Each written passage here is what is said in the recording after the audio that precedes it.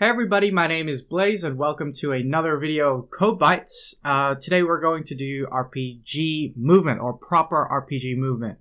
The thing here is I was actually supposed to do another video for my skill trees or ability trees mini-series, but I'm stuck and so I figured I'd do a Code Bytes video instead.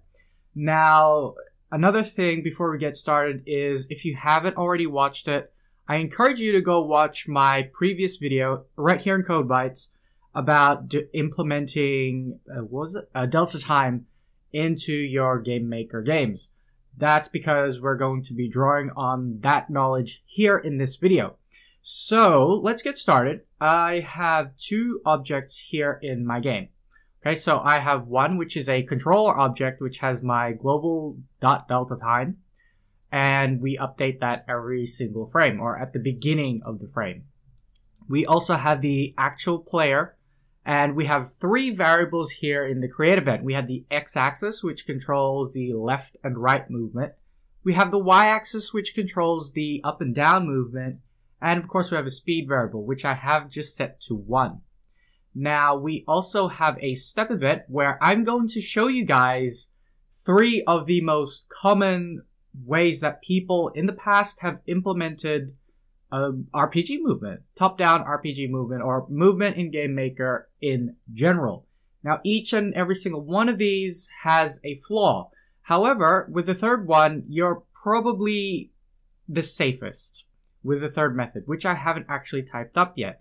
I have typed up already method 1 and method 2, and that's because these two are the easiest and the most common that people actually rely on. So let's have a look at what we have here. With the x-axis, we're taking the right and left. Like I said, the x-axis controls horizontal, so left and right movement. And the reason why I'm taking left away from right is because if we're looking at the axis, then going left is actually a negative value. So that's why it's on the right side of it. We're taking away from right. And in the same way, going up in Game Maker is a negative value, so we need to take that away from VK down. Here we have 4 checks. We have check for if x-axis is greater than 0, then we go right. If it's less than 0, then we go left. And on the y-axis, if it's greater than 0, we go down. And if it's less than 0, so if y-axis, if we're pressing the up key, we're going up. So let's have a look at what that looks like. And you're going to see something, this is very common. I've seen this in a lot of people's videos on YouTube, but also in their projects on the Game Maker forum site as well. So we can go left and right, no problem. Up and down, no problem either. But if you notice, if you look closely, we actually go faster on the diagonals. And this is a big problem that a lot of beginners have, and they have lots of questions for that. But there's another problem here actually. That other problem is actually in if we go to options, we go to main, and we change our frames per second, and we change that to say 30. All right, let's play the game again. And let's just let that load up. If we play the game again, and this time we're at 60 frames per second, you'll see that we actually move a lot slower. That's something we don't want. And even then, even though we're moving slower, we still get that boost, that speed boost on the diagonals. We don't want that at all. So let's change that back to 60 FPS because that's what we want to play the game at. Let's change how we're actually calculating this. All right, let's make several changes to the code. What I'm going to show you is I actually haven't tested this, but let's see if it works. Okay, so we're going to check if x-axis is not 0, and if y-axis is not 0, we are going to add the speed, which at the moment, like I said, is 1, but we're going to multiply it by the value of x-axis, and with the same with the y-axis, multiplied by y-axis. Okay, let's save that, and let's play the game. You're going to see that even though before we had 4 if statements, but now we're just checking 2. Okay, so it does the same thing. It moves up, down, left, and right, no problem. We still get that weird speed boost on the diagonals, which we don't want at all. and everything pretty much works out the same. So I guess that's a step up from, instead of checking 4 if statements, we're just checking 2. But it's still not right, because if we change it again to 30 FPS, we click apply, and we play the game, right, you'll notice that we still have the same issues that we had before, right? We're moving slower on the diagonals, we're still moving pretty slow, but we get that weird speed boost, which we don't want. Even though we're only moving at 1 pixel per step. That's alright. You can change the speed value to whatever your project wants. But what we're going to do to actually fix that is rely on this thing called global.delta time. So let's have a look at that. If you guys want to know more about why you should implement delta time, you should go check out my video actually I did 2 videos on using delta time in your games. And you should totally check that out because, 1, that gives me views, but in all honesty, it helps you guys understand why we need to make the objects frame rate independent. That's what we're basically doing to these objects. So if we go global dot delta time, there it is, and we do the same thing down the bottom for the y-axis, global dot, wait for it, no, delta time. There it is. If we use this, we play the game, nothing changes at 60 FPS. I will briefly explain it, but I won't go into too much detail.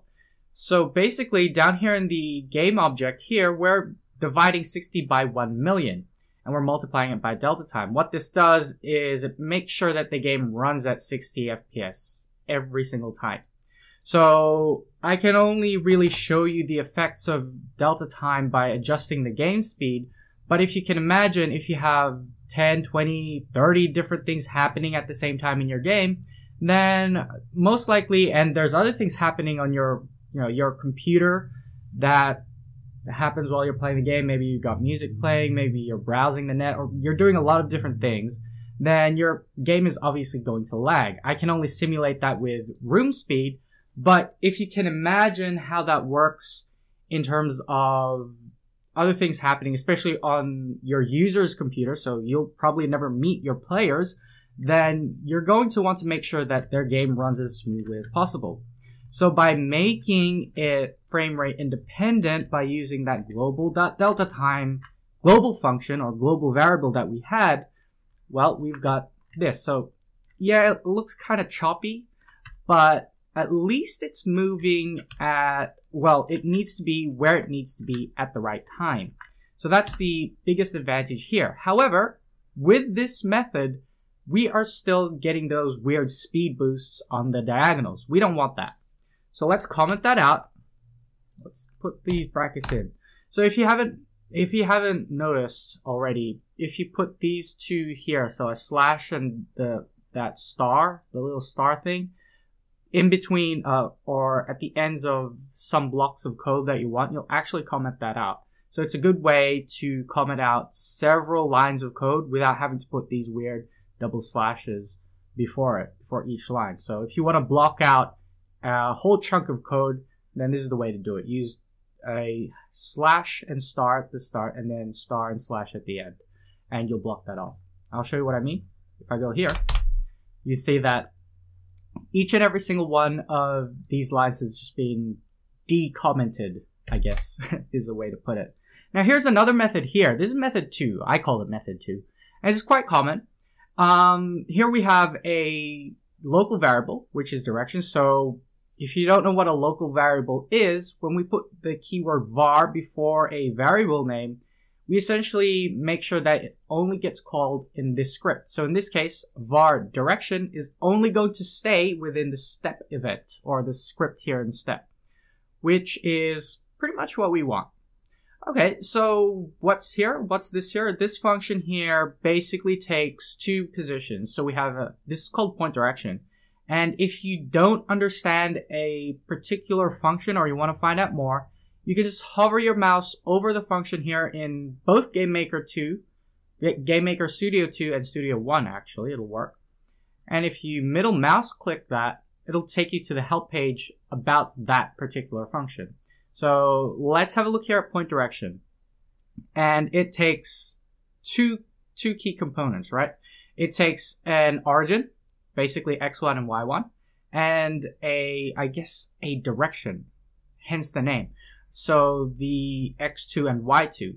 And what that does is it maps out a line, a straight line between those 2 points. And that's what you need to do. And let's have a look here. So this function returns the direction of a vector formed by the specified components in relation to a fixed point in the room. So basically, we're looking for 2 points based on an origin point. So everything measures from an origin point. And what I've used is the top left corner of the room. I'm always going to use 0 and 0. It's a good anchor point to use. And obviously with the x and y axis, that is the direction that I want to go, because that will return to us either 0, +1, or -1, and that will give us a direction regardless. Now, in this line, we're checking if it's not 0, just like above. If it's not 0, either x or y axis, then we're going to move in that direction according to speed. Same deal, if we're not pressing any of the keys, then we're going to stop altogether. So let's have a look at that. And hopefully, I didn't write the code wrong, because I haven't tested it at all. Okay, so we're moving left, we're moving right, we're moving very slow for 60 FPS. Are we running this at 60 FPS? Let me check. No, we're running at 30. Okay, there we go. We changed that now. And we're scrolling up too far.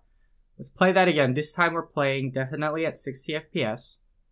I guess I'm showing you guys the delta time functionality just so that you can, I guess, frame rate protect your games.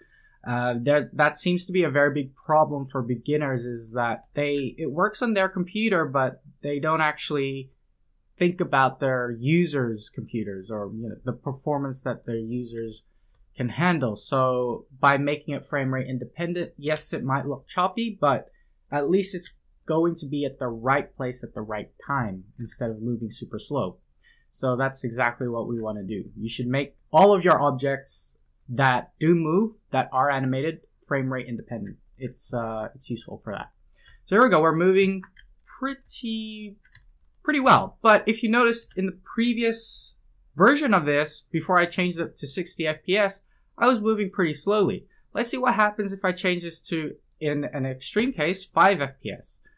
A very extreme case. I haven't ever experienced a frame rate drop that big, but you never know. It might just happen. See that we move super slow. And that's not exactly what we want. We want to make sure that if we've been holding the right key down for 1 second, we should be at the spot where it should be, where it needs to be, in 1 second, which might be, I don't know, over here somewhere, something like that. I'm not entirely sure about where that should be. Let's change that back up to 60, and let's see where it should be in 1 second. All right, so let's load that up, and let's hold it down for 1 second. You guys can count. Yeah, we should be about there. But if you noticed, we were moving super slow when we were actually running at 5 FPS. That should not be the case. And so that's why I don't actually use this method a lot. However, each of these two methods contribute to the third method, which I will actually show you now. So let me grab my notes and I will type it all out for you guys. So we don't actually need this here. We should not be using motion set because that actually makes the object frame rate dependent. However, what we can use are these two up here. So the keyboard inputs and the direction, which we will actually need. What else we need though is another one. We're going to call this var. Actually, I will put that down here. We will call it method 3. Method 3. And we'll scroll down a bit. We have var. We're going to call this length. Whoops. And length needs a value of, I have a few options in how I am going to do this, but I'll use the speed variable. This is one way to actually implement this, and I think this is the easiest way to do this.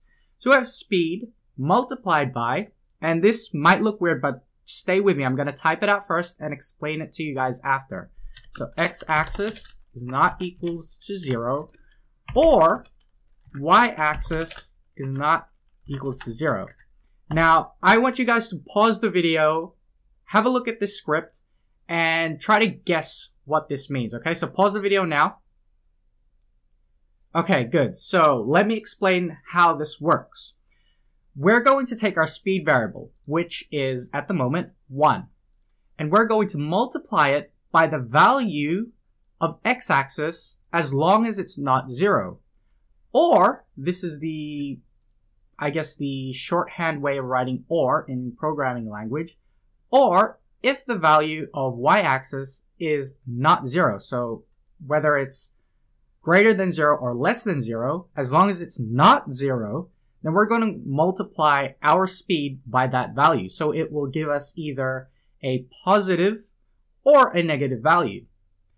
And even if we're pressing two directional keys at the same time, we're still going to be able to multiply it by the speed. So let's say we have -1 on the x-axis, but +1 on the y-axis. Well, that will still give us a speed value. But this is not the whole thing. What we still need to do is we need to do another thing. We need to manipulate the x-axis again, as well as the y-axis. So let's take our x-axis and we're going to use, this is another function you might not have come across before, but length, dir, or length and direction on the x-axis. So what we need is a length, and we already have that. So let's put that in. Length, and we have a direction already. Let me just get rid of that line there. We don't need that line. We already have a direction, so let's put that in too. Direction. Done. Oh, I actually didn't reference the variable there. So let's have a look at what length dir does. Let's middle mouse click, and it will go to that on the help page. And this is the length, i.e. the area that we actually need to go to, and the direction, which is pretty self-explanatory. And what it does is it makes sure that when we are moving in any given direction, it makes sure that the speed that we're moving at is going to be the same at all times. Not at all costs, but at all times. So what we're essentially doing with these two lines of code is we're getting rid of that weird speed boost that you get on the diagonals. That's all that it does. So basically, if you don't want to have a weird bug in your game, then this is the way to do it. So on the y-axis, we have two functions. There's the length direction x and length direction y. Obviously, on the y-axis, you want to use the y direction. So we're going to put length in there and also the direction. And we're going to close that off. But we're still not done. We're very close. And this example up top here is what we're going to rely on. So let's have a look at that. We're going to go x plus, whoops, let me make it nice and neat for you guys. So x plus equals, and we're just going to reference x-axis because that is the last thing that was changed. We'll go x-axis, and we're going to multiply that by the global dot delta time. And it didn't come up. Oh, it comes up now. And we're going to do the exact same. So I'm just going to copy and paste that. Copy, whoops, and paste. It doesn't actually matter which one comes first unless you're being very specific with how you want the game to look. So we're going to do the same thing with the y-axis, is add on the value of the y-axis here and multiply that by global.delta time. So let's play the game now, and let's see if we have a speed boost on the diagonals. Alright, so we can go up and down, left and right, no problem. And you can see here that we're moving at an even pace regardless of whether we're moving in a straight line or diagonal. And that is how you eliminate that weird speed boost. But what the advantage of having delta time here is, if we change that to 5 FPS just to close off this video, if we play that at 5 FPS, then once we load that up, you can see that it looks terrible, I know, but it's at least at the right place where it needs to be. Now, obviously, I can only show you guys in terms of, well, in the context of dropping frames manually in terms of FPS here in the environment, in the programming environment. But there are definitely going to be other factors that contribute to frame rate drops, especially if you're doing something like, maybe you're doing something like multiplayer. I don't see it happening in a lot of people's projects. At least I don't picture it in my head. But if you are concerned about making sure that your game runs optimally or at the right speed, then I do encourage you guys to definitely use that global.delta time. Again, if you want to know more about why it's important, go watch the video that I have on it. There's a link in the description below, but I think a card popped up some time ago as well. So have a look at that and tell me what you guys think, because I think if it helps you guys, then I'll probably make more optimization or more good programming practice videos for you guys too. Now I'm going to post up another video maybe tomorrow explaining a few changes or a few additions that are going to be happening on this channel. So stick around for that. But have a look at this code. Hopefully it's helped you guys out. Sorry about that. It's really early in the morning when I'm recording this, but hopefully it's helped you guys. And I hope to see you in the next video. All right, that's all from me. I'll see you all later. Bye.